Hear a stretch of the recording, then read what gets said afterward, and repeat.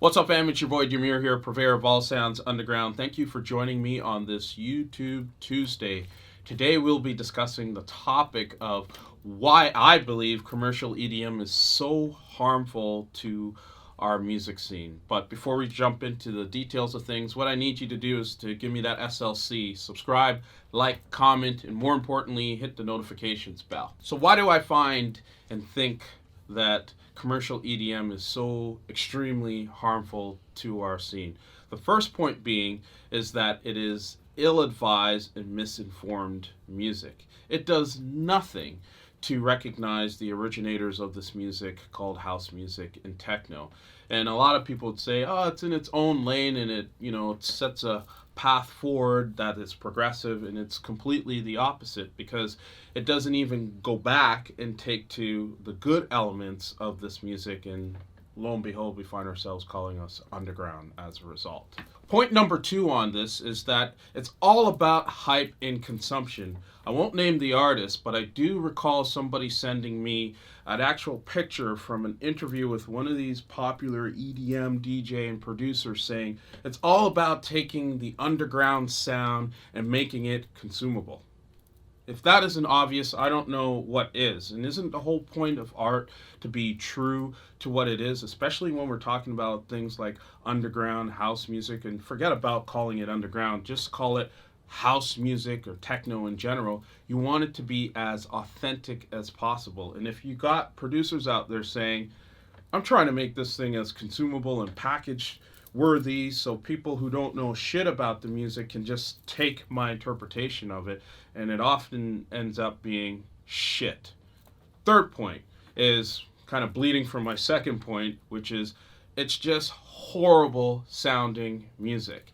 There is nothing timeless about commercial EDM. There's no value you can pull from it and say, oh yes, this song generates a type of feeling and story that makes sense to me. It touches me here.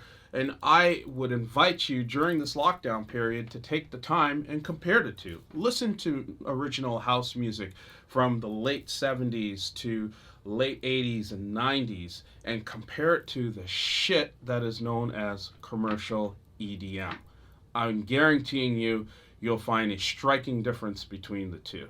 And point number four, and this one is extremely important because, as in my opinion and own observations from what I've seen, is we've seen a lot of different labels that have the access to capital trying to bring forward the old music business model of yesteryear. It's where a large company with lots of money comes in and says, oh, there's this great underground type of music that's happening. It's influencing what's happening on the streets. People are paying more attention to it. There's got to be a way we can package it and make it more consumable. But we're still going to call ourselves underground in the process, which is absolute bullshit. But the damaging part about this is because there is capital and they can create a narrative that says that this is the right music to be listening to, there's nothing else, people actually start to buy into and believe that narrative. And then you have these confusing conversations that have been happening for the longest while, which is EDM, commercial EDM has its own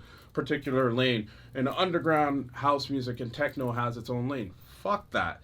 The bottom line is that what we're calling underground house slash techno music is really the music. It is the appropriate art that we should be pushing forward in the narrative and educating people on that, rather than saying, I've got a lot of money, let me repackage this in a different way and push it to the masses and make lots of money without giving a fuck to the authenticity of the art. That's why commercial EDM is so extremely harmful to our culture, and it's really bad on your ears, to be honest. Let's be frank about that. And lastly, the fact that when you start looking at the financials of things and you have these large organized festivals pushing this wrong agenda, taking money out of the pockets of the people who are the true roots and inspiration of this music. And there you have it. I'd be interested in your thoughts on this one.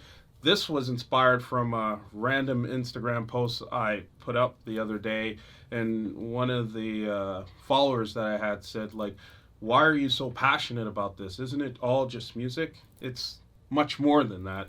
It's what commercial EDM says and the damage that it does in the process. So I'd be interested in your thoughts. Please comment. And if you haven't subscribed yet or hit that like button, please do so. And more importantly, hit notifications. Much love and respect. Stay safe. Stay well.